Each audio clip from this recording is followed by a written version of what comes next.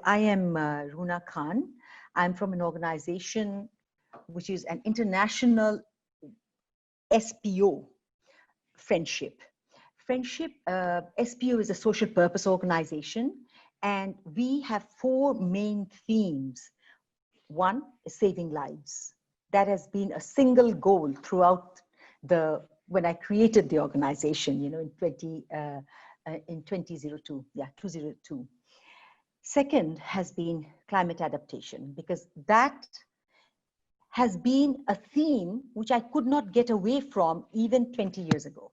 So climate adaptation. Poverty alleviation, because the regions we work in are the poorest in the country. And of course, all this makes sense when you can give empowerment to the people. So saving lives, climate adaptation, poverty alleviation, and empowerment. 20 years ago, people didn't speak much about climate change.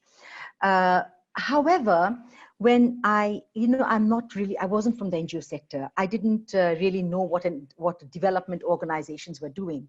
All I knew was that when I went to visit these places, remote areas, shores, as we call it, which are river islands, these people, they basically lacked hope because they were so far away, no access to any kind of services which we take for granted, as a citizen of a country, as human beings. We have learned to take these things for granted.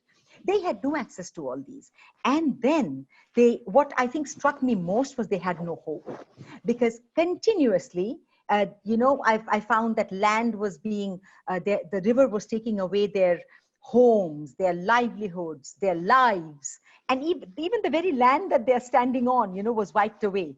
And in those days, we didn't really associate all this with climate change because these were natural events.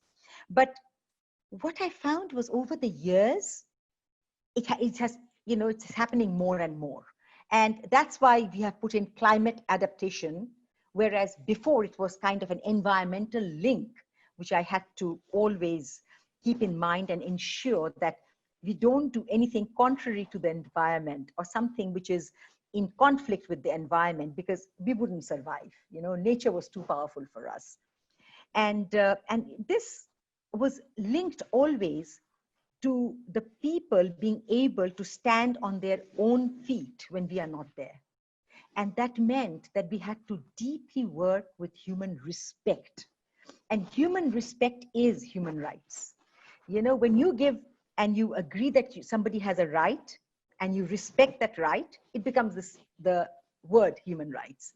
So we needed to put environmental thread and the human rights thread right from day one. And, poverty, and then I started the organization, because of experiences which I kept having. It was not one single experience, but I kept having these experiences. So once I was in this island and I was walking, and a woman comes to me with a child and says, the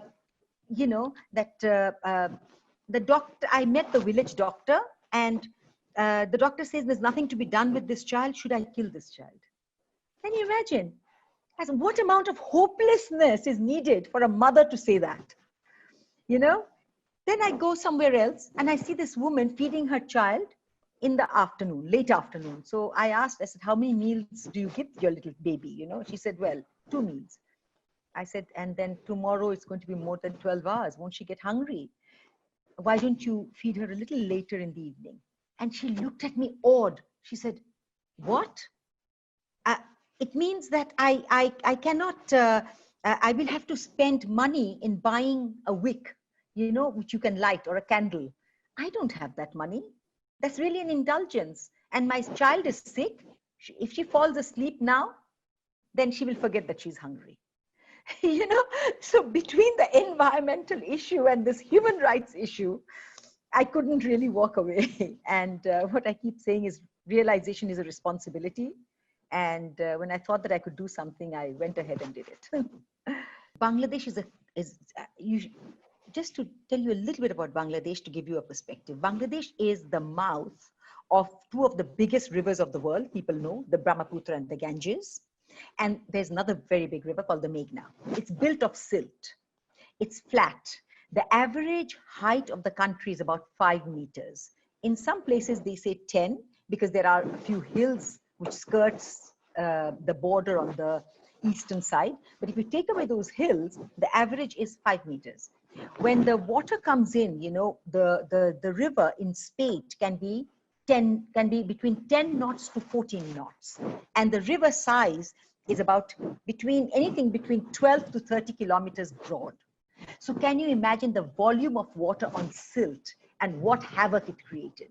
Now, before, people could predict, okay, we get the monsoon. The monsoon comes between this time to this time, you know, June to August. And between June, July, August, we will not plant our crops. The rains will come. We'll have to go to safe places so that we are not washed away. It's predictable. Demography was much less.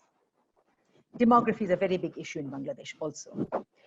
Quite linked to climate change, because now we go to areas which are more dangerous, you know, to live in. And therefore, it was okay. It was something which we took as a disaster would come every you know, predictable disasters are handleable.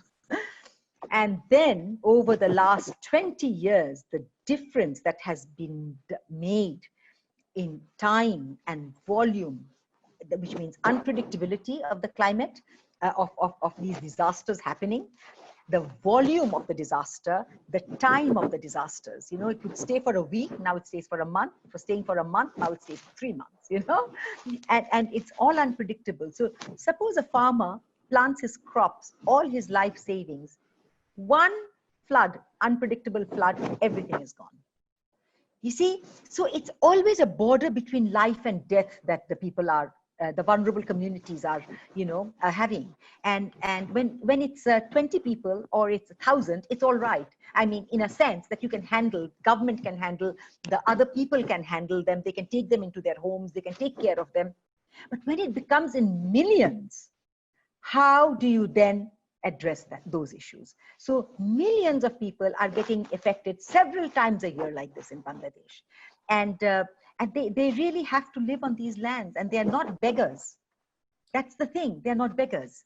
And we find this, so sea level is rising, salinity is coming into the land.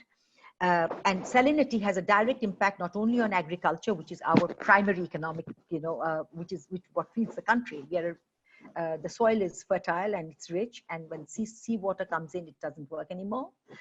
And salt water has a direct impact on health. We have seen miscarriages happening continuously till the person started drinking fresh water, and then actually she had a baby after that, after 3 miscarriages, because she was taking saline water. So there's direct health issues.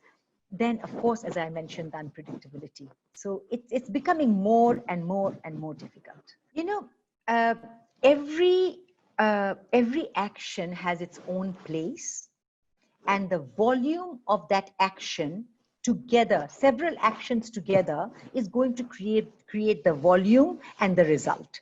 For example, you need academicians and scientists to tell us what is happening with the climate and what can happen.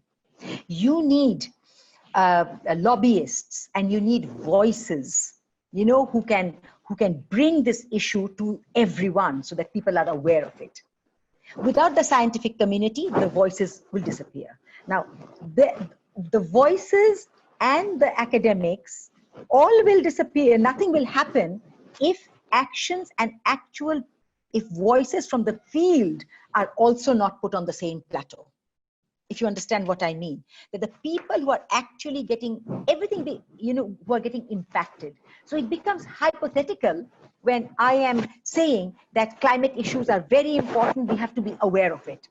If I don't tell you that I myself have seen and faced this over 20 years, I see the impact it has on the community. I see the impact it has on the people. So you need also voices from the community. And I think that is lacking. Because a lot of concentration is done on academic research, extremely important, mitigation, extremely important, voices, extremely important, who can bring this, who are the flames of this world, who can bring it out, extremely important, that's how people get linked. But also as important are the people from the field who can become voices and the solutions that you're giving them. You see, if you don't have a solution, at least for the human beings, one, as you know, you have solutions which are political.